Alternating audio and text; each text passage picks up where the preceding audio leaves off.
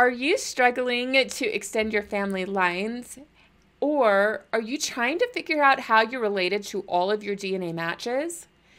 If you are not using consistent names of the locations for the events that happened in your ancestors' lives, you might be creating roadblocks that don't need to be there. In today's video, I'm going to discuss the reasons why you want to be more consistent in the use of locations for the events such as birth, marriage, death, residence, and so forth that appear in the profiles for your ancestors. And then in upcoming videos, I'm going to show you how to correct them quickly using genealogy software. Now, if you're someone who finds that your inner grammar police comes out when you're looking at writings and books and other things that are written, you're probably going to identify for the very first reasons why inconsistent place names is problematic. It's because it looks grammatically ugly. When you use OH and OHIO without any rhyme or reason, it begins to drive the inner grammarian crazy because they should be consistent.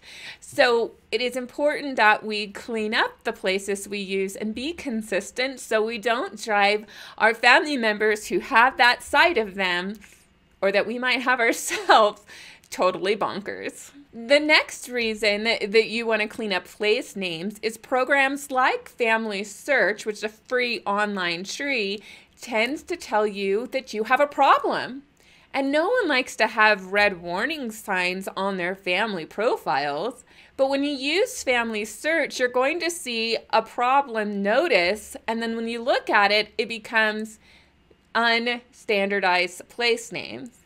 And so, just like a grammarian wants to have consistency, some platforms are trying to nudge us towards consistent place name usage. And one of those platforms for sure is FamilySearch. While the first two are very similar to cleaning up your kitchen and organizing your pantry so that the cans are all together and turned the same way, the third reason is that when you have inconsistent place names, it makes it difficult for online genealogy tools to be leveraged to give you more hints.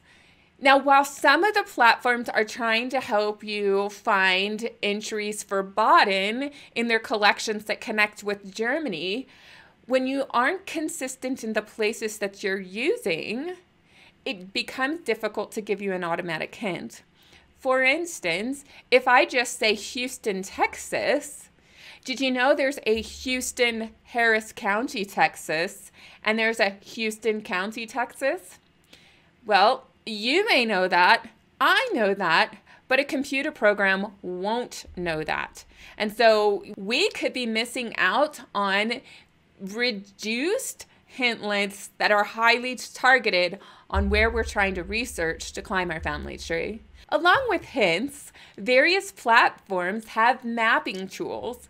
And while some of them are getting better, when you are inconsistent in where you locate your ancestors' birth or marriage or where they enlisted to serve in the military, these programs have a hard time putting your ancestors' pinpoints on a map. And so you can have pinpoints in the middle of Ohio when you really want it in a specific location in the lower southeast corner of Franklin County, Ohio. And so we want to be very specific in what we're doing and be consistent so all of our pins will start being where we would like them to show up on a map. Now let's talk about DNA. A number of websites have tools that will automatically compare your family tree that links to your DNA to another family tree that's linked to your DNA matches DNA. And what these automatic tools do is compare the family trees based on potential shared ancestors from their name, dates, and places, and then provide you recommendations of who your common ancestors might be. However, when you're inconsistent in the use of the places that you put on your family tree, it makes it very difficult to compare and align your family. A number of platforms are trying to accommodate all the variations of towns, cities, states, countries, and so forth. But what I've found is that when I clean up my place list, I have better results. I have more accurate results. But can you imagine what it would be like if we all worked to improve the locations that are in our family trees? I'm pretty confident things will progress more quickly because we're comparing the same location. The other reason why we want to clean up this part of our family tree is that we might be creating genealogy roadblocks that don't need to be there.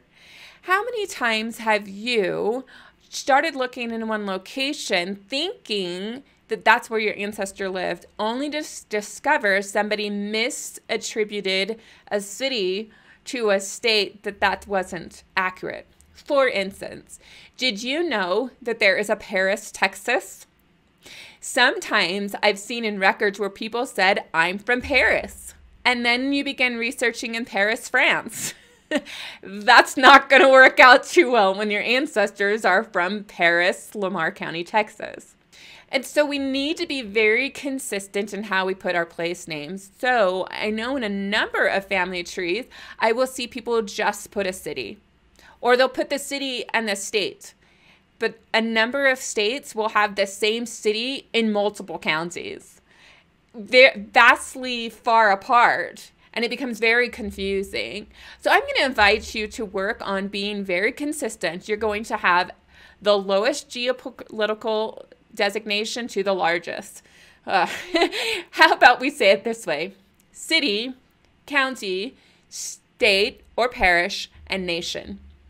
Now, cleaning up place names can be very, very time consuming and may make you want to pull your hair out. I know it did for me. There are a number of tools that make this easier, and I will be showing you the different tools and how to use them in upcoming videos. Be sure to check the description box for the videos once they're released. I'll even put a playlist there so you can just follow that playlist and you'll see when new videos come out.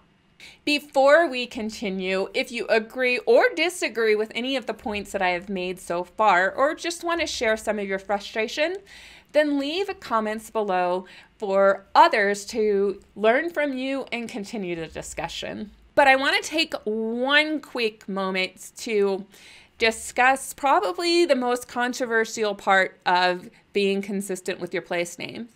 Should you be historically accurate, or should you use modern place names? Now, one of my colleagues says, yes, I'm going to use modern place names because my family members can't find that place on a map, and I want my tree to be for them. However, the other side of the coin is, I want to be historically accurate for a number of different reasons. First, when you're historically accurate, it helps you overcome those genealogy roadblocks you put in your way by knowing where the records were going to be held. Let's take Texas, for instance.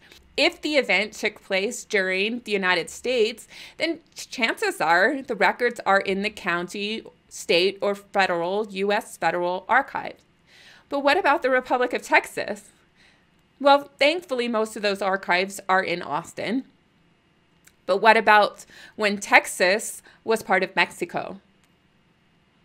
Then the records are probably going to be in a Mexican archive somewhere. Well, what about when Texas was part of Spain or France? There were 6 flags over Texas, so it is important to know the location, historically accurate names, so you know where to find records. The other thing that I found particularly beneficial is that when you have the historically accurate name, it helps you understand the push and pull factors that might have triggered various actions your ancestors took. There could be hopping across the state line to get married. There could be migrating to another location, or it could be staying in the same place and having the name changed multiple times. Understanding the historical context in which your ancestor lives can help you understand more about their ancestors' lives. So yes, I come down on the side of historical accuracy, but then I run into a problem. Every platform is different. And then when it comes to the United States, well, the United States was formed in 1776 or thereafter, depending on which date you're going to use for the start of the country. But when it comes to the United States, well, Ancestry and Family Tree Maker wants you to always use USA. FamilySearch wants you to use United States. So which one do you use? And other platforms use United States of America because Mexico is Estados Unidos de Mexico. It is the United States of Mexico. So saying United States kind of makes a number of my Mexican colleagues really frustrated. Well, I'm going to invite you to decide for yourself whether you're going to use historical place names or modern place names, or if you're going to use USA or United States. The one thing I invite you to do is just be consistent. When you're consistent, then you create less confusion for yourself as well as other researchers. You can overcome a number of genealogy roadblocks, make your reports look good, and then possibly figure out how you're related to all of those DNA matches. I hope you'll see the value of being consistent and cleaning up this one frustrating part of your family tree. But I don't want you to be frustrated, which is why I will have the playlist of cleaning up the place names right here as soon as the videos all come out.